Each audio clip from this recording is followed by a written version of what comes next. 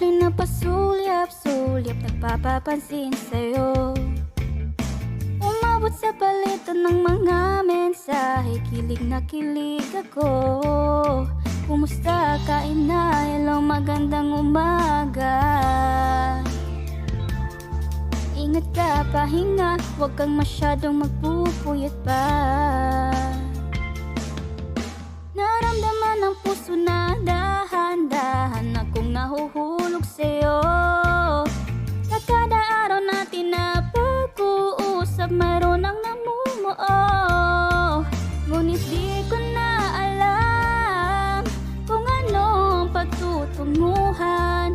Ang hiling ko lang naman na itong naramdaman.